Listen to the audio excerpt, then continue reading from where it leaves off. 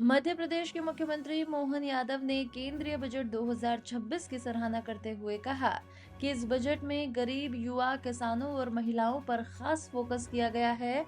Budget की दिशा और लक्ष्य भारत को सशक्त राष्ट्र बनाने की ओर ले जाने वाले हैं। भारत की जनता की कल्याणकारी योजनाओं पर विशेष ध्यान दिया गया है। मोदी सरकार द्वारा उनकी तीसरे टर्म का ये जो बजट आया, इसमें यशस्वी प्रधानमंत्री की सरकारों के माध्यम से तो 12वां बजट है, लेकिन वित्त मंत्री द्वारा नवा बजट जो प्रस्तुत किया गया है, मेरी अपनी ओर से बहुत बहुत बधाई। ये विकसित भारत 2047 का बजट पेश है, जिसमें गरीब, युवा, अन्नदाता और महिलाओं पर विशेष फोकस किया गया। खास करके बजट की जो दिशा और लक्ष्य है, वो लक्ष्य भारत को सशक्त भारत की तरफ ले जाने का है, जिसमें आर्थिक ग्रोथ को बढ़ावा दिया गया है। सभी वर्गों के साथ जनता के कल्याणकारी योजनाओं पर विशेष ध्यान दिया गया है। खासकर भारत को बायोफार्मा हब बनाने की दिशा में विनिर्माण क्षेत्रों के लिए रणनीतिक विकास की दृष्टि से पर्याप्त धनराशि का प्रबंधन किया गया है। क्लिनिकल ट्रायल स्थलों का विकास किया जाएगा, जिसमें 1,000 ट्रायल स्तर बनेंगे। रिसर्च एंड डेवलपमेंट के आधार पर एआई के सेक्टर का बड़ा पैमाने पर राज्य के देश के विकास के साथ में हमारा मध्य प्रदेश भी आगे बढ़ेगा, ऐसे मैं उम्मीद करता हूं। वस्त्र उद्योग के सेक्टर में रिफॉर्म करेंगे, जिससे राज्यों को लाभ मिलेगा। 5 लाख से ज़्यादा आबादी वाले शहरों का विकास और खासकर इसके लिए 5,000 करोड़ का प्रबंधन करने का व्यवस्था की गई। छोटे शहरों में भी तीर्थ स्थलों का विकास करने का पर्याप्त ध्यान दिया गया है। केयर इकोसिस्टम के माध्यम से बुजुर्गों का इलाज सही समय पर हो जाए, इसका प्रबंधन भी किया है।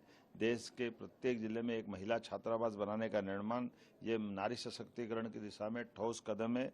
भारत ग्लोबल मैन्युफैक्चरिंग का हब बने, इसके भी पर्याप्त प्रबंधन किए गए हैं।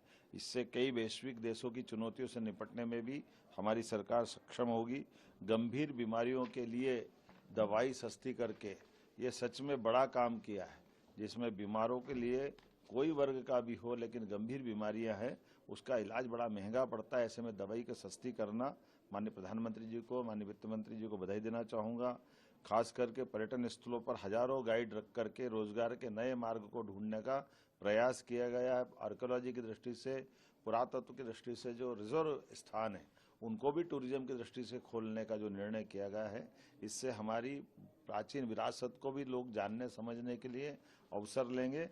और ऐसे में विदेशी पर्यटकों को लाने के लिए 2% टैक्स की कमी करते हुए उनके लिए जो विशेष सौगात दी, जिसके आधार पर वैश्विक स्तर पर टूरिज्म के सेक्टर में भारत का स्थान और बढ़ेगा। जिला अस्पतालों को अपग्रेड करने का निर्णय किया है। इनकम टैक्स के में छोटे करदाताओं के लिए प्रक्रिया आसान की है। राजकोषीय घाटे का 4.3% का लक्ष्य मध्य प्रदेश की दिशा में निश्चित रूप से हमको लाभकारी होगा। राज्यों के लिए मध्य प्रदेश के लिए 1,40,000 करोड़ का अनुदान रखा है, जिसमें मध्य प्रदेश को भी राज्यों के लिए 1,40,000 करोड़ का अनुदान देने का निर्णय किया, जिसमें मध्य प्रदेश भी लाभान्वित होगा। मध्य प्रदेश तो टेक्सटाइल के क्षेत्र में भी, जब पीएम मित्र पार्क का उद्घाटन हमने भूमि पूजन माननीय प्रधानमंत्री जी के माध्यम से किया था, जिसमें 3 लाख से ज़्यादा लोगों को रोजगार मिलेगा। 6 लाख से ज़्यादा कपास उत्पादक किसानों के लिए पूरा मालवा निमाड़ एक तरह से एक नई छलांग लगाने के लिए हमने पिछले समय उसका भूमि पूजन कराया। इससे इस बजट के माध्यम से वैश्विक स्तर पर कॉटन के कपड़े, रेडीमेड गारमेंट्स, सभी प्रकार के सेक्टर के लिए अनोखी और बहुत दूरगामी दृष्टि से नीतियां बनाई गई है, जिसका लाभ पूरा देश उठाएगा, मध्य प्रदेश उठाएगा।